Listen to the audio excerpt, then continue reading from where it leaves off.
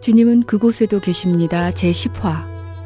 하나님이 어떤 분인지 레위기와 사무엘상만으로 알게 된 제이는 하나님을 마치 독재자 김정일과 같은 인정사정 없는 존재로 여기게 되고, 극심한 가뭄과 금주림 속에서 흠이 없는 소를 잡아 번제로 드리라는 레위기의 명령에 제이는 난감해져만 갑니다.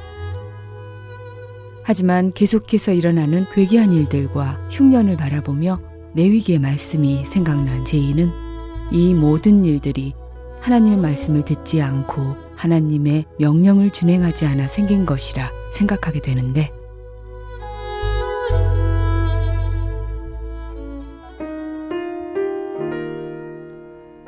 밥 한 술만 먹으면 금세 생기가 돌아서 눈을 반짝반짝 빛낼 아이들이 그 밥 한 숟가락이 없어서 숨이 넘어가고 있다면 과연 어떤 부모가 미치지 않을 수 있겠습니까? 어미의 손에 들려있는 난이가 제게 울부짖고 있는 것 같았습니다.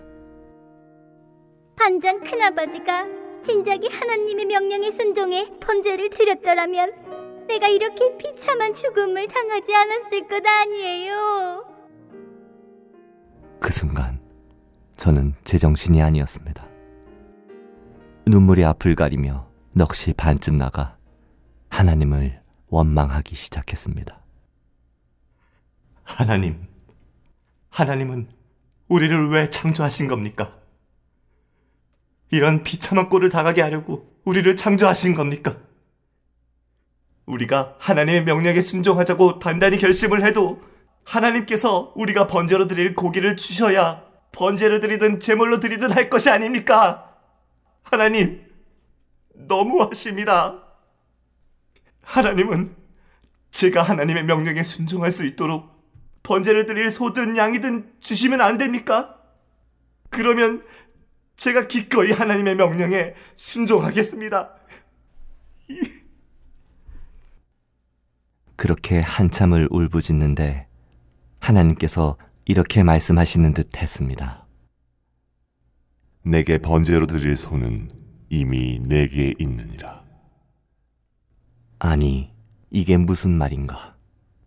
당시 북한에서는 석유가 없어 농기계를 가동할래야 가동할 수 없는 상황이었습니다. 그런 탓에 소는 사람 100명보다도 더 귀한 몸이었죠. 만일 지위 고하를 막론하고 소를 잡는 사람은 이유도 묻지 않고 사형이 집행되는 시절이었습니다. 그런데 하나님은 제게 작업반에 한 마리밖에 없는 황소를 잡아서 바치라는 것입니다. 그 말은 제 목숨을 바치라는 소리와 다를 바 없었습니다. 저는 어찌나 화가 나든지 하나님께 이렇게 말해버렸습니다.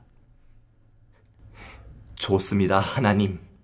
소가 아니라 내 목숨이라도 바치라면 제물로 바치겠으니 이제 더 이상 이 마을에 재앙을 내리지 마십시오. 그리고는 당장에 황소를 잡아 제사를 드릴 기세로 저는 허둥거렸습니다. 하지만 그날 저는 황소를 잡지 못했습니다. 난희 엄마 이야기가 농장 당위원회를 거쳐 군과 도에까지 보고되는 바람에 그날 저녁 반장으로서 이런 사건이 일어날 때까지 아무런 대책도 취하지 않았다는 이유로 체포되었기 때문입니다. 이 사건은 급히 군사위원회에 회고되었고 세계 역사상 그 유래를 찾아볼 수 없는 비극을 초래한 죄를 제게 뒤집어 씌워 사형을 언도할 분위기로 흘러갔습니다. 그런데 그 사건이 일어난 이후로 북한 도처에서 아이를 잡아먹은 사건이 연달아 일어났습니다. 심지어는 아이들을 납치해 죽인 후에 그 인육을 파는 장사치들까지 등장하면서 더 이상 저 한 사람을 죽이는 것으로 이 비참한 사건을 마무리할 수 없게 되었습니다. 다행히 저는 무보수 노동책벌을 언도받고 풀려나게 되었죠. 아이를 잡아먹은 사건으로 도의인민위원회 군사위원회에까지 끌려가 고초를 겪고 나서 저는 이것이 하나님의 시험이라는 생각에서 벗어날 수 없었습니다. 하나님이 이 무시무시한 죽음의 함정에서 저를 구하신 이유는 제게 한 번 더 기회를 줘 하나님의 명령에 순종하도록 하기 위함이라는 생각을 한 것입니다. 고민 끝에 어차피 죽을 목숨, 주저할 게 또 뭐냐 싶은 심정으로 작업반원들을 모아 저의 솔직한 심정을 털어놓았습니다.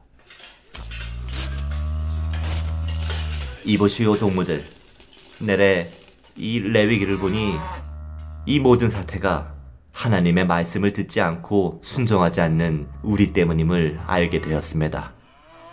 이 사태를 수습하려면 레위기의 명령대로 흠없는 소를 잡아 하나님께 번제를 드려야 하는데, 동물들도 다들 알겠지만 우리가 가지고 있는 소라고는 이 황소 한 마리밖에 없지 않습니까? 이 재앙을 없애려면 내래 우리 작업반의 황소를 하나님께 번제하는 수밖에 없을 것 같소. 동무들 생각은 어떻습니까? 그런데 반원들의 반응이 놀라웠습니다. 하나님 만세를 외치며 당장에 번제를 드리자는 것이었습니다. 저희 잘 생각했습니다. 잘 생각했습니다. 번제를 드리시라요. 저희 동무 잘해 하나님의 번제를 드리시라고. 잘하셨습니다. 번제를 드리시라요. 만세. 저는 그들이 당연히 결사 반대를 외칠 것으로 생각했는데 전혀 예상하지 못한 반응을 보이는 것이 아니겠습니까? 이 일로 인해 제가 형장의 이슬로 사라질지도 모른다는 것을 작업반원들이 모르지는 않을 텐데 그저 제사를 드리면 재앙이 멈춘다는 말에만 환호한다 싶어 저는 한편으론 섭섭하기도 했습니다. 이제 황소를 제물로 바치자고 제 입으로 제안을 했으니 다시 물릴 수도 없는 노릇이었죠. 저는 결국 제사를 드릴 제단을 쌓기 위해 돌을 나르라고 모든 작업반원들에게 명령했습니다. 하지만 우리 마을은 백두산 화산재가 1m 이상 쌓인 곳이라 마을에서는 돌을 찾아볼 수 없어서 돌을 나르려면 300m가 넘는 산골짜기까지 들어가 돌을 주워와야 했습니다. 그런데 피죽도 못 먹어 금세 쓰러질 것 같던 작업반원들이 어디서 그런 힘이 생기는지 모두 열심을 냈습니다. 레위 자손들에게 돌아가는 분깃에 대한 설명을 들어 잘 알게 된 반원들은 소고기 한 점이라도 얻어먹게 생긴 기쁨에 들뜬 듯 했습니다. 그렇게 일주일 동안 모은 돌로 제단을 쌓은 우리는 성경에서 명령한 대로 끌어온 황소의 머리에 손을 얹고 기도했습니다. 우리 작업반의 모든 죄악을 이 소에게 담당시키고 하나님께 향기로운 제물로 드리니 이 제물을 달게 받아주시고 이후 모든 재앙을 멈추어 주십시오. 기도가 끝난 뒤 우리는 황소의 머리를 향해 힘껏 도끼질을 했습니다.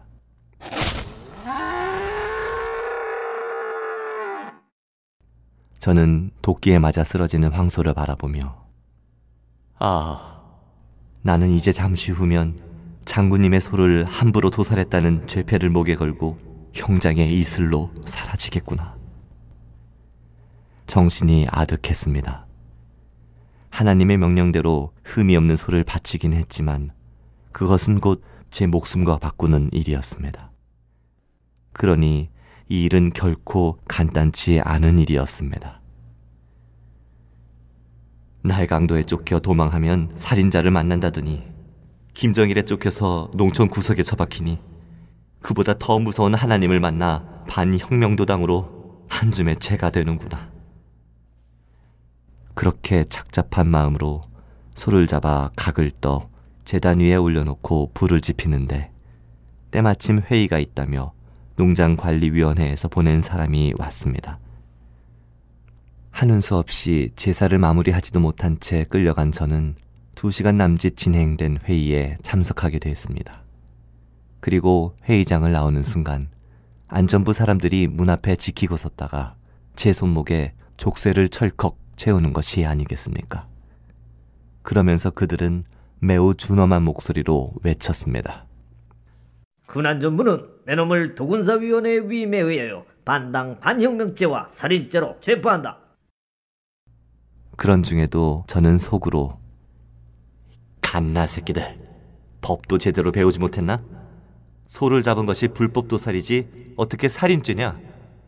라며 구시렁거렸습니다. 하기는 북한은 장군님이 쥐를 보고 토끼라 우기면 쫄병들도 토끼라고 복창하는 사회니 도살이면 어떻고 살인이면 어떠랴? 저는 자포자기하는 심정으로 그들이 이끄는 대로 끌려갔습니다. 안전부 사람들은 장군님의 소를 잡아 제사를 드려서 감방에 끌려온 저를 완전히 정신병자 취급을 했습니다. 그들은 제게 온갖 비난과 조롱을 퍼부으며 과거 군인들이 소를 잡아먹었다가 모조리 총살당한 사건을 모르지 않을 텐데 제가 미치지 않고서야 어떻게 소를 잡아먹을 수 있느냐는 것이었습니다. 그것도 단순히 먹기 위해서가 아니라 제사를 지내기 위해서 소를 잡았다니 도무지 제정신을 가진 사람이 할 짓이 아니라는 것이었습니다. 그러면서 제가 사람을 잡아먹었다면 살 길이라도 있었을 텐데 장군님의 소를 잡아먹어서 도무지 살 길이 없을 거라고 하더군요. 인간이 과연 소보다 못한 존재란 말인가? 하나님, 이건 제가 소를 먹기 위해서가 아니라 하나님 말씀대로 제사를 드리기 위해 소를 잡았지 않습니까? 제가 이렇게 죽더라도 제발 이 나라의 재앙을 없애주십시오. 하나님은 사람을 외모로 보시지 않고 마음의 중심을 보시는 분입니다. 제가 비록 하나님을 잘 알지 못해 성경이 지시하는 문자 그대로 따르면서 위험에 처했으나 하나님은 마음의 중심을 보시는 분이라 내게 또 한 번 큰 축복을 주셨나이다. 제가 언제든지 순결하고 깨끗한 마음을 온전히 드리도록 인도하여 주옵소서. 아멘.